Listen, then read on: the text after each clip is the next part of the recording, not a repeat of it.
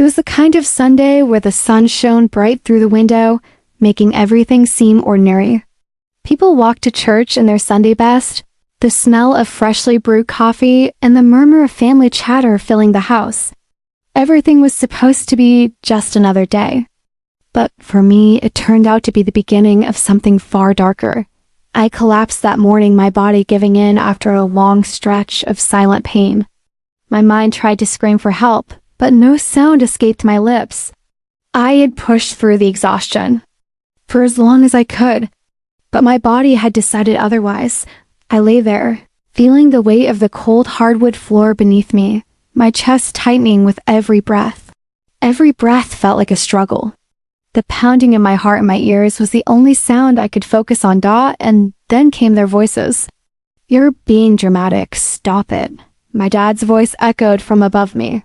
He sounded irritated, as though I was an inconvenience, as though this moment, my moment of collapse, was just another one of my overblown emotional episodes. I could barely open my eyes, but I felt my mother's presence standing beside him, her eyes cold, dismissive. "We need to leave for church. You'll be fine. Get up already." They said it like they were talking to a child who had nothing better to do than act out for attention. But this wasn't an act. I felt a sharp pang of betrayal deep within my chest. How had it come to this? How had the people who were supposed to protect me, the people I trusted most, become the ones who cast me aside when I needed them most? "Get up, you're fine," my dad added again. And with that, they left.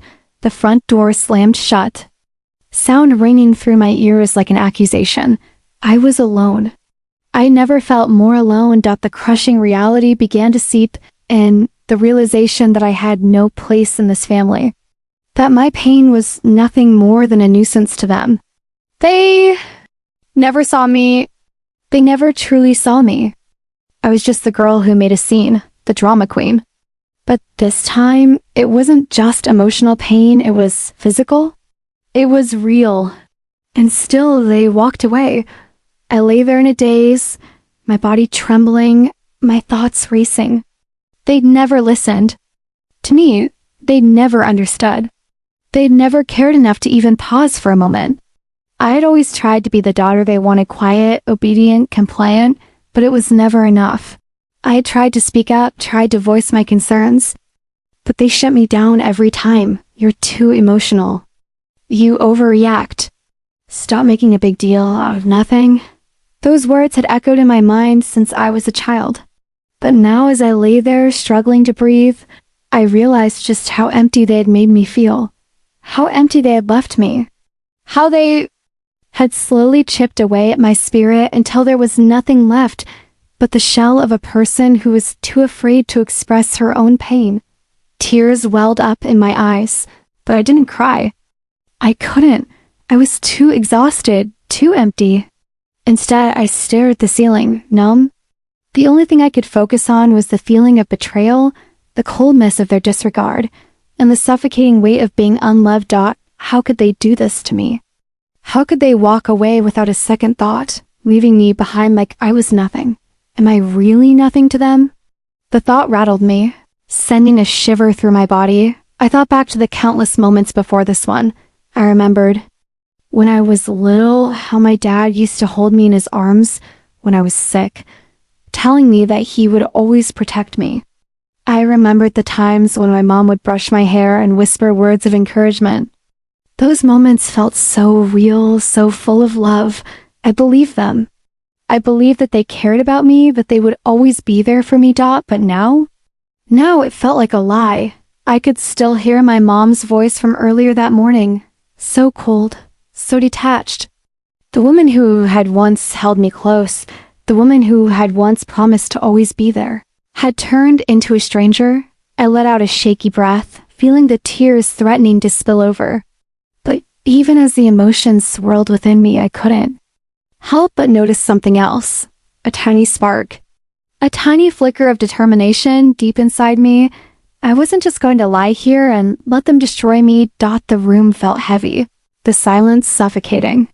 But something inside me was stirring a realization that maybe it was time to take control. Maybe it was time to stop being the victim in their story. But how? How could I fight back when they were the ones who had the power, the ones who had always controlled the narrative? I didn't have the answer yet, but I would find it. I spent hours that day and the days that followed, buried in my thoughts. I couldn't eat. I couldn't sleep. I couldn't stop thinking about what had happened, about how I had been discarded. Why did they do this? The question plagued me. What had I done wrong? Was I really so awful that they couldn't even care enough to help me when I collapsed? It wasn't just about the physical pain anymore. It was about something deeper, something that ran to the core of who I was. It was about the betrayal of trust, the tearing apart of the very foundation that had held my world together. I replayed everything in my mind, every interaction with them. The times they had laughed off my struggles, the moments they had belittled my pain, the casual dismissal of my emotional state. I had been living in their shadow for years, trying to meet their expectations, trying to be the perfect daughter. But no matter how hard I tried, it was never enough. They never saw me. They never understood. And now it felt like they never cared. I always believed that if I just kept my head down, if I just pushed through, eventually they would see me. They would see how much I was struggling. They would realize that I wasn't just a drama queen, but they never did. They never saw, and as I sat there in my room, alone with my thoughts, I began to realize something else, the truth. I wasn't the one who was wrong. I wasn't the one who was broken. It wasn't my emotions that needed fixing. It was them. They were the ones who had failed me. They were the ones who had abandoned me when I needed them the most. The anger that bubbled up inside me was overwhelming. How could they have done this? How could they have turned their backs on me, their own daughter? They had always accused me of being too dramatic, but in that moment I saw the truth. They were the ones who were too cold, too detached, too incapable of real love. I'm done being the drama queen. The thought hit me like a wave.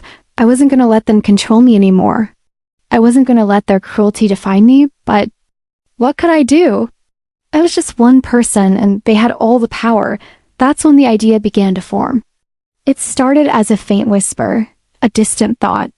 But the more I thought about it, the clearer it became. I wasn't going to let them get away with this. Not this time.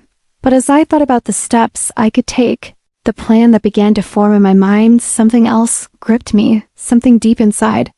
The weight of what I was considering revenge. I wasn't sure I was ready for it, but I couldn't ignore the pull, the burning desire for justice, the need to make them feel what I had felt, the need to make them realize the pain they had caused me. But could I really do it? Could I really follow through?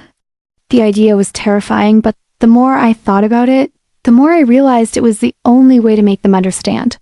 The only way to make them truly see me. I didn't know exactly how yet, but the first stirrings of a plan began to take shape, and as I lay there in the dark, my heart heavy with doubt and anger, I knew one thing for sure: I would never be the same again. I would take control. I would make them pay, and this time there would be no walking away. This time they would. Listen. It's strange how, in the aftermath of something like this, you feel the weight of betrayal long after the incident itself. At first, you think it's just shock, just a temporary numbness.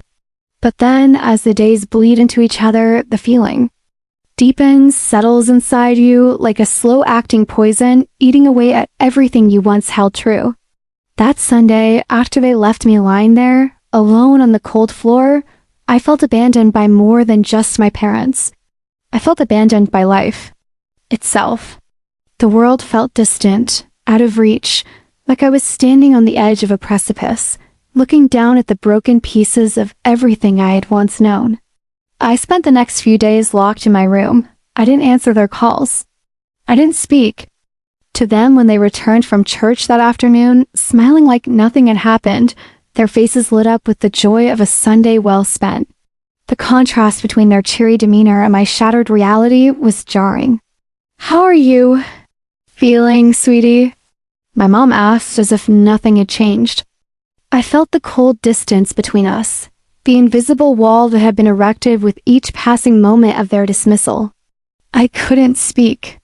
I didn't trust myself to speak without unleashing the anger and betrayal that churned inside me like a storm. I looked at them then, my parents, the people who had once seemed like the unshakable pillars of my life. I realized something that felt like an earthquake deep within me. I'd been nothing more than a pawn in their game. I had been the drama queen, the over-emotional child. My struggles had always been nothing but an inconvenience to them. And now, in my darkest hour, they had left me to collapse alone. I could still hear the words ringing in my ears. "You're fine. Just stop it. Get up." How could they not have seen the pain in my eyes? How could they have walked away when I needed them most?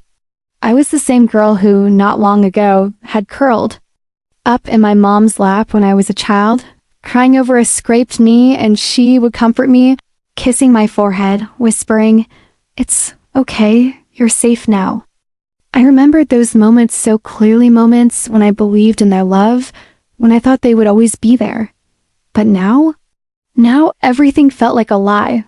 I replayed the moments over and over in my mind, the laughter, the hugs, the "I love yous," and each memory felt like a cruel joke. The people who had promised me unconditional love were the ones who had turned their backs when it mattered most. As the anger bubbled up, so did the sadness, the hurt. I wanted to scream. I wanted to confront them and demand answers. How could they be so blind? How could they not see me? How could they leave me, a helpless child, struggling for air? But as the days wore on, something inside me began to shift. I couldn't stay like this forever, consumed by sorrow and rage. I needed to do something.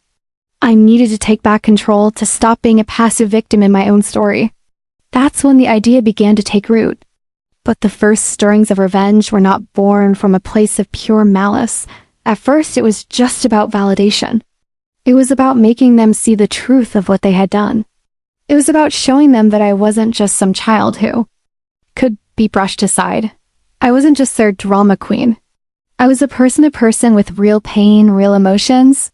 I needed them to acknowledge it, to feel the weight of their actions. I started by gathering evidence. I wasn't sure what I was going to do with it, but I knew it was important. I dug through old photos, letters, and journals.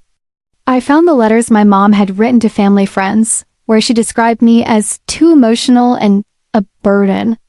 She had written that I was too much to handle, that I always overreacted.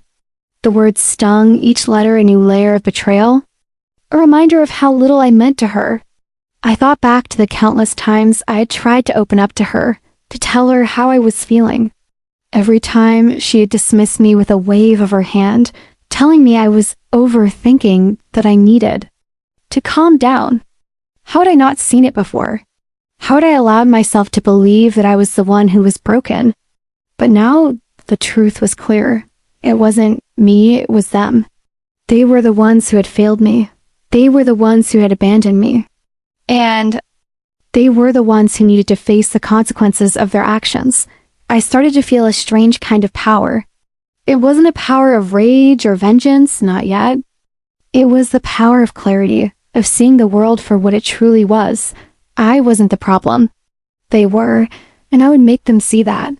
But as the days went by, I couldn't shake the feeling of unease that settled in my stomach. I had always been the good daughter, the one who tried to please, tried to make everything work. But now I felt like I was slipping into something darker. The idea of revenge felt like a weight on my shoulders, pulling me down, and yet I couldn't stop thinking about it. I had spent my whole life trying to make them proud, trying to be the perfect daughter, but now I was realizing that their love, for me, was conditional. It was based on what I could do for them, on how well I could fit into their idealized version of who I was supposed to be. I had never truly been seen. I had never truly been loved. And now I had nothing left to lose. I began to plan. I didn't know exactly what I was going to do, but I knew that I needed to take control of my own narrative. I couldn't allow them to keep writing my story for me. It was time for me to rewrite the ending.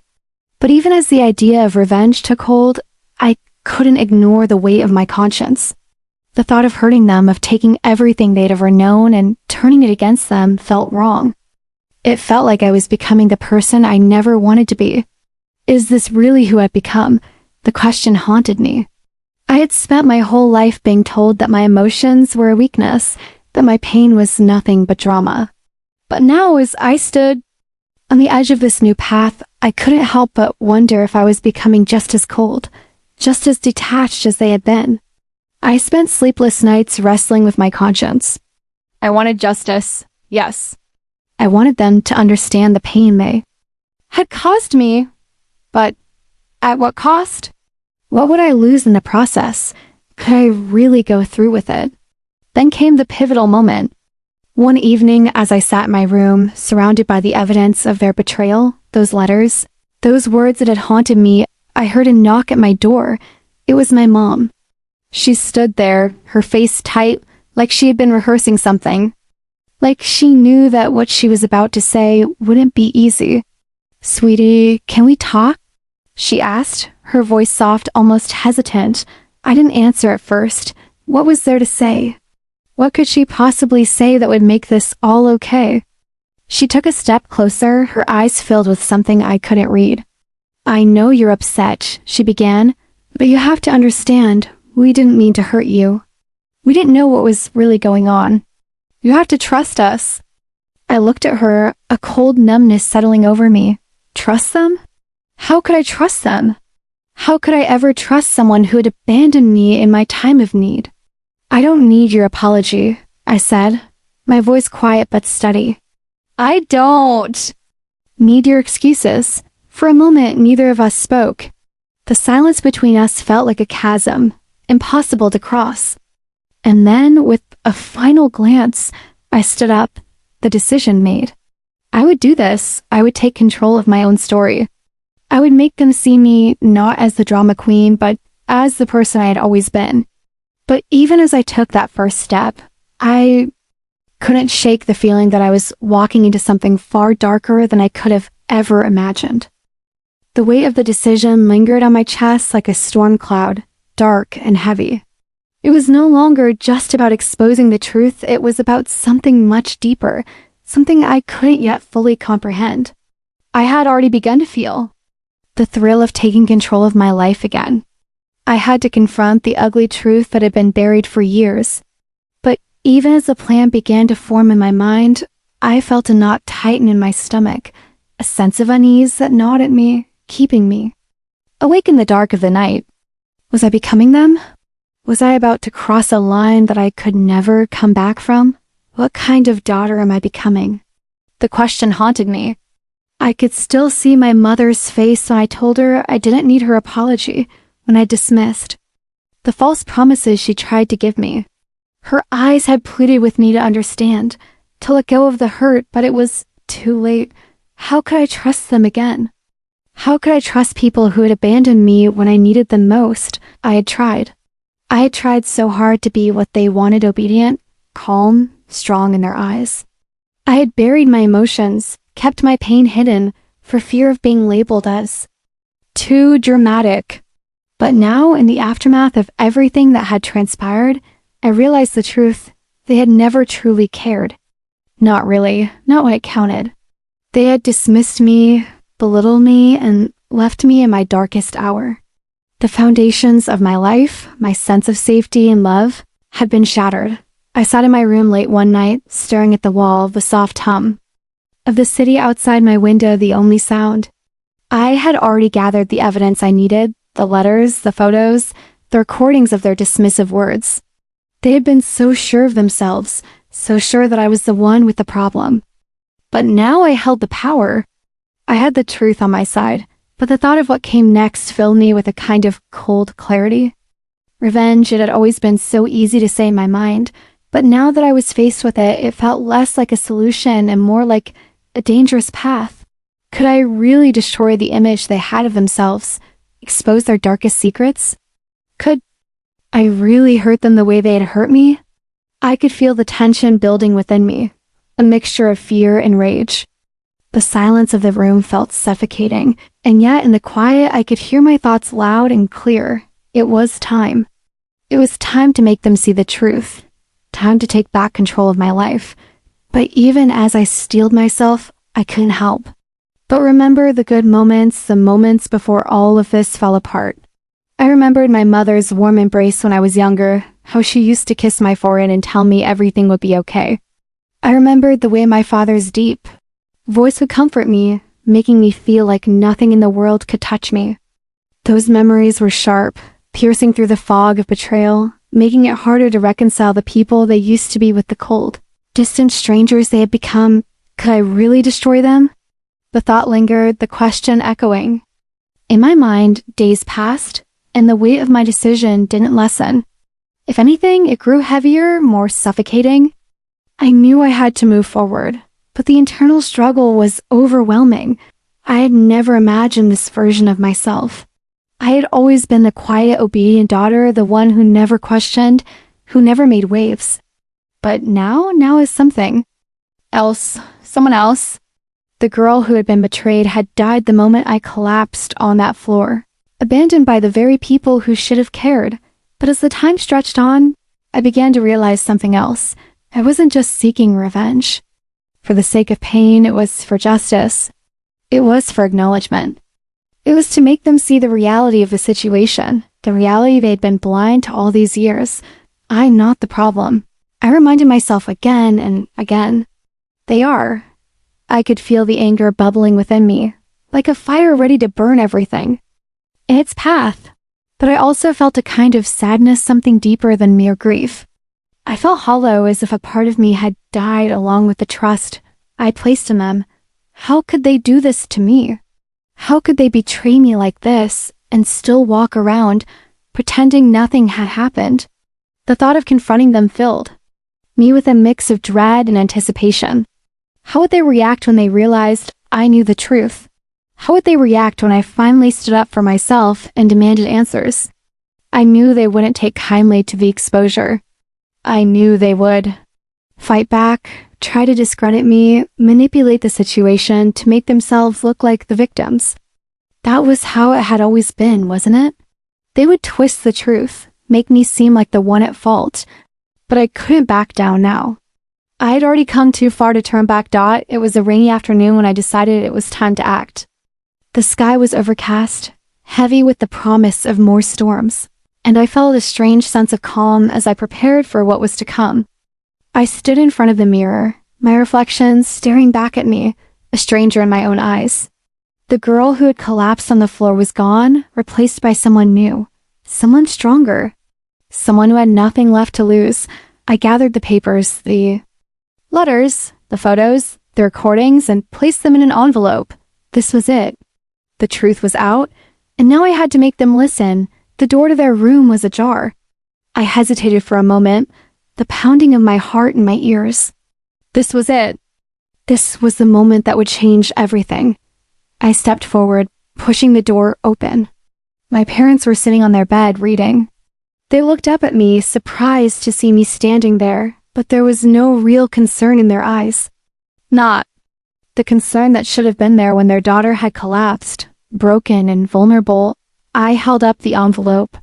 "I have something to show you," I said, my voice steady, though my heart was racing.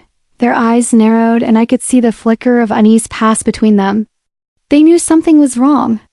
They knew this wasn't going to be a simple conversation. "I don't want to hear it, sweetie," my mom said, her voice a little too sharp. "Whatever it is, we can talk later." But I wasn't going to wait. I wasn't going to let them dismiss me again. Not this time. I tossed the envelope onto the bed, and the contents spilled out in front of them: letters, photos, recordings. The truth. The proof. Their eyes widened in shock, but it wasn't the kind of shock I had expected. It wasn't the realization that they had been caught, that their lies were exposed. No, it was the cold look of deflection, the look that said, "I don't care what you found, it doesn't matter. You don't understand." My dad said, his voice suddenly calm, too calm. "You've always misunderstood everything." I stared at them, my emotions bubbling over. The anger, the frustration, it was all too much. The years of feeling unseen, of being belittled, of being dismissed, all came crashing down. "No," I said, my voice shaking with emotion. It's you who don't understand. You've never understood me. You never even tried. The silence that followed was suffocating. They couldn't speak. They couldn't deny what was right in front of them. The truth was there, and it was undeniable. But I could see their eyes cold and defensive. They weren't going to apologize. They weren't going to admit they were wrong, and in that moment, I realized something. This wasn't about getting an apology.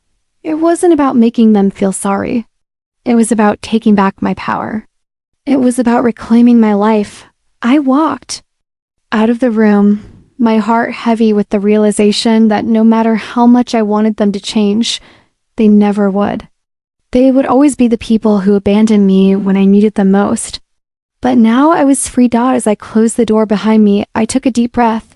The weight of the decision still sat heavy on my chest, but I knew this was just the beginning. The revenge was still to come, but I had already won something far more important myself, and with that I walked away, leaving them behind.